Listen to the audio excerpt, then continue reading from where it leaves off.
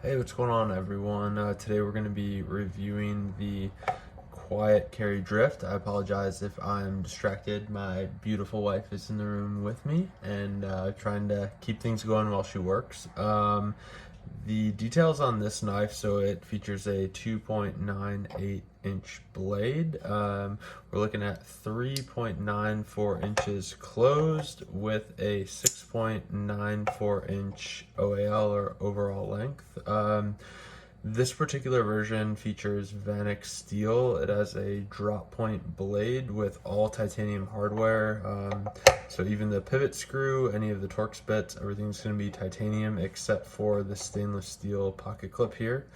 We're not running bearings here, so this is running on phosphor bronze washers, which we'll get to that in a minute. Don't really see it as a downside. The body of this is 6AL4V titanium.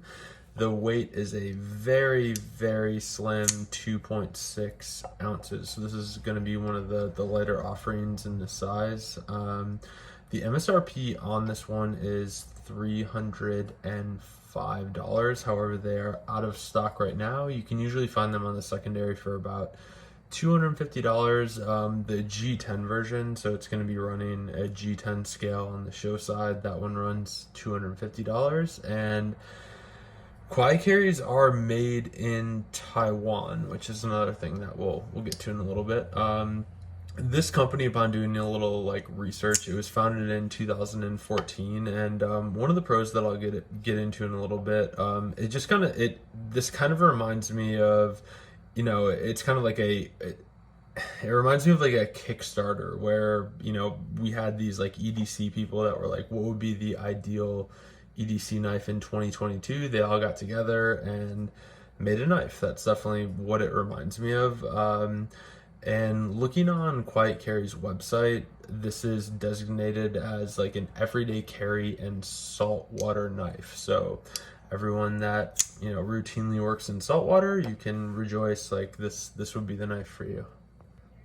Alright, before we jump into the pros and cons of the Quiet Carry Drift, I wanted to do a couple of size comparisons of knives in my collection. So this is the Quiet Carry next to a Spyderco Shaman. So you can see, I mean, it's definitely a lot smaller than a Shaman. We'll also throw in here, this is a Chris Reeve large in Cosi. So we'll put those side by side here. Again, much smaller than the large Nkosi.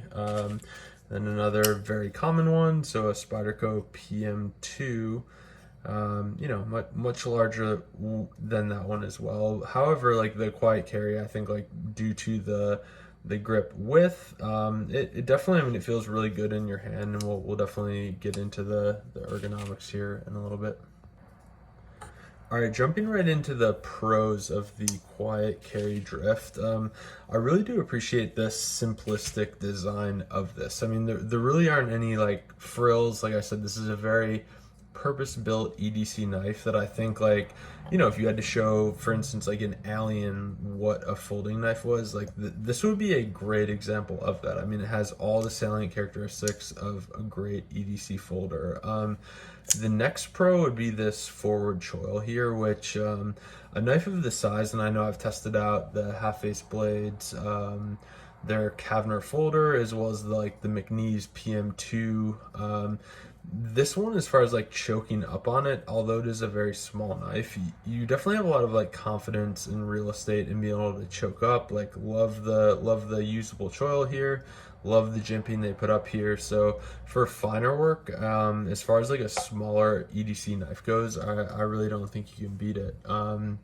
The next pro for me, based on my experience, is just the titanium hardware. Again, this is kind of marketed as a saltwater knife, which to most of us, I don't think we'd really know what that means or like use it to its full extent. But it is nice knowing that you don't have to worry about this knife rusting in particular. Again, everything from the hardware to the blade to the handles, they're going to be corrosion resistant. I'm not too sure about the stainless steel pocket clip. However, I'm sure it falls in line with the rest of the design of the knife.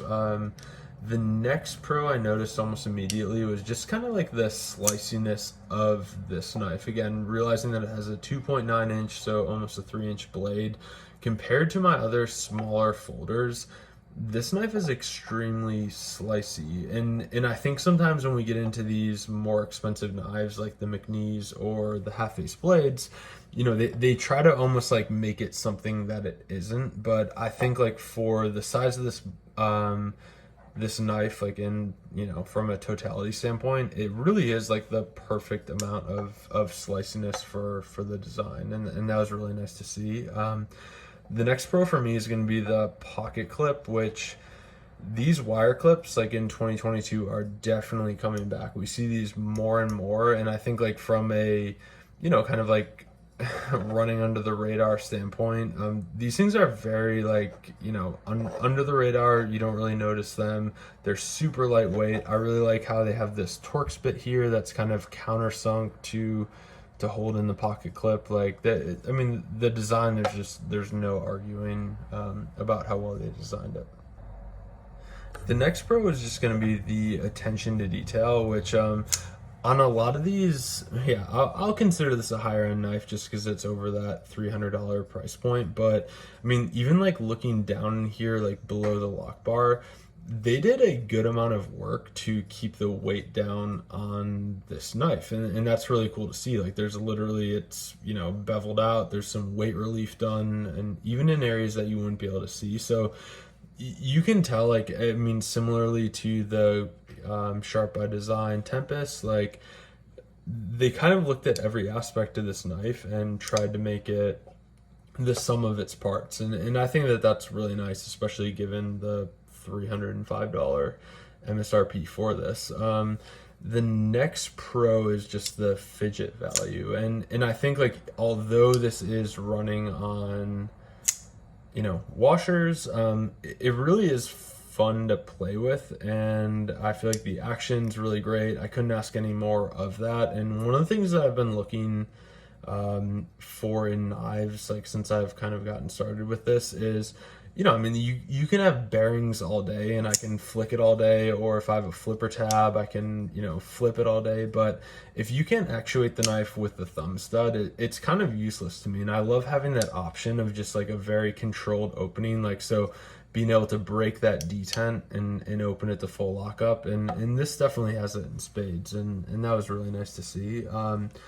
The next pro from an EDC standpoint is going to be the fact that this knife is very under the radar. This is not one of those like the Manix 2XL where it's like you know you bust it out and everyone's kind of looking at you sideways. Like this is certainly a gentleman's EDC knife where you could take it out, I dare to say, even like at work, and you know no one's really looking at you sideways for pulling this out. It's not super big, obtrusive, whatever. It's very like lean and mean, which I definitely appreciate.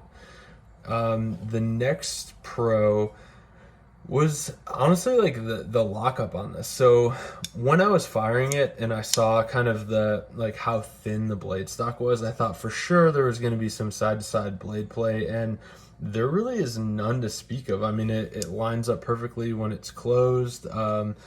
When it's open, you really can't, like, unless you like really wrench on it.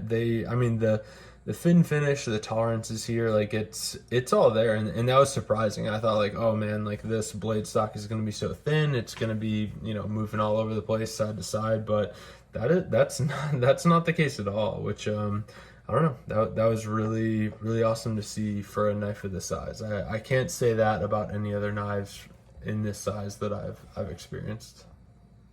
Now that we're done with the pros, I want to get into some of the cons based on my experience with the Quiet Carry Drift. And the first one, like, there really is no escaping. Again, the version that I got is this like satin finish, and I don't know if you can see it. Again, like, I'm definitely not very like rough on my knives or like touching them all over, but the amount of like fingerprints that this thing picks up it's pretty astounding. Like I always find myself like, you know, trying to clean the blade off with my shirt, etc. And I don't know, like I think like titanium, like I love like a bead blasted or stone washed titanium finish, but This one almost looks like a little bit cheap to me, and I know I'll get some flack for saying that, because this is like, I mean, it's a great knife writ large, but I almost like the amount of fingerprints that this thing will pick up, coupled with just kind of like the shininess of the handle, etc. It looks like a cheaper knife, which I don't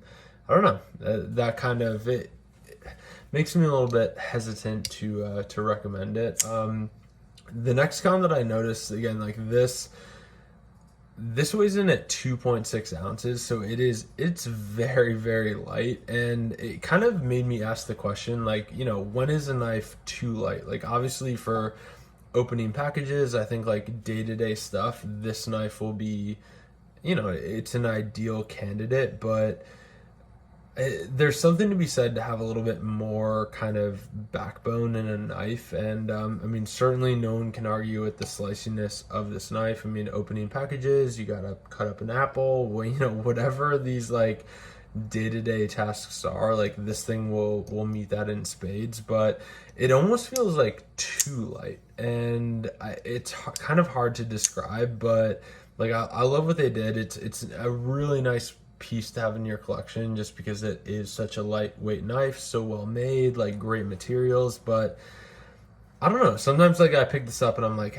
is it a little bit too light? And the next con for me, we need to cover it, right? So the MSRP on this, when they're in stock, is $305, and I think like the price tag, and again, after handling this thing, kind of flipping it, etc., like $305 for a knife that's made in Taiwan, like it does seem a little steep. Like, I don't know what part of this knife, what manufacturing, etc., like I don't pretend to know what goes into manufacturing these things, but the price point for this knife, with like how small it is, how it's running on washers, like very simple design. I mean, this is like, as I said before, this is like folder 101 with this, and I mean, certainly the design is great, there's no arguing that, but you know, to have it made in Taiwan, have it still command that $305 price tag, like, I don't know, I take issue with that. I would feel good, and this would be one of my top knives if it was like, you know, it's $305, but it's made in the US. Again, like, we're supporting the American workforce. That's not the case with this, and I feel like a lot of times like US manufacturers get away with or can justify having a higher price tag based on it being made in the US, but this one's all foreign, and still commands like a very formidable price tag, so no escaping that. The last con for me is just going to be the fact that, which some people might find cool, but for me it was like, like, I don't know. The only reason I knew about Quiet Carry was from being on like the forums, whether that's Blade Forum, Facebook, Instagram, etc. So outside of like the digital metaverse or whatever, no one really knows about this brand at all. So again, like, it's not going to be as well known as your Spyderco's or your Chris Reeve. I mean, kind of like you name it. So this is still a fairly unknown brand, and you know, I definitely want people to be aware of that. Again, great knife, like, couldn't say enough good things about it from a totality standpoint, but I think when you really get down to the nitty gritty, the price that you need to pay for this, I mean, we're kind of like, I don't know. I mean, I don't even like paying like full price for like a Riot or, you know, anything that's made in China. Like, the fact that it's made in Taiwan, like I'll be honest, it was a little bit off-putting. And with that concludes my review of the Quiet Carry Drift. Again, I really do think that this is a great EDC folder. Again, the highlights being that it, you know, certainly runs under the radar. The fidget factor is very high. Like, this thing is just like a joy to flick, both with your pointer finger as well as your thumb. The detent's great. The pocket clip, everything about this knife, like the totality, like this is a great example of an EDC folder.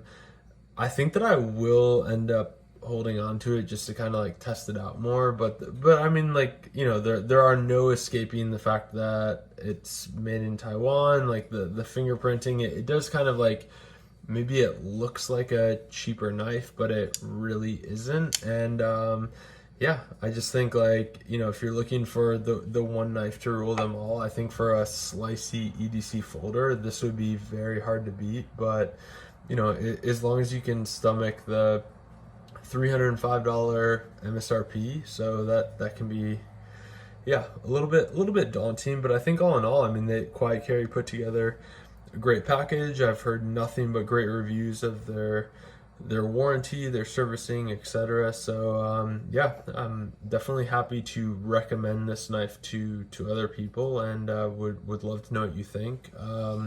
And then, kind of as an aside, I ended up getting 2 knives in the mail today that I'm really excited about.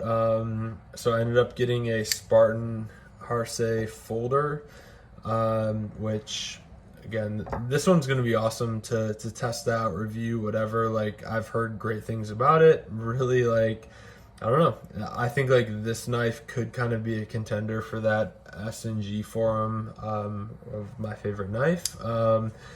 The next knife, I ended up picking up a Benchmade Bug Out. This one, of course, has, you know, kind of aftermarket aluminum handles on it, but I don't know. I really do find myself kind of playing with this one a lot. I think that as far as like fidget value goes and just like sharpness, again, this is running S30V, so kind of run of the mill, but this knife is stupid lightweight, definitely the lightest weight knife that I own, and really looking forward to reviewing those. So appreciate y'all tuning in, and we will see you next time.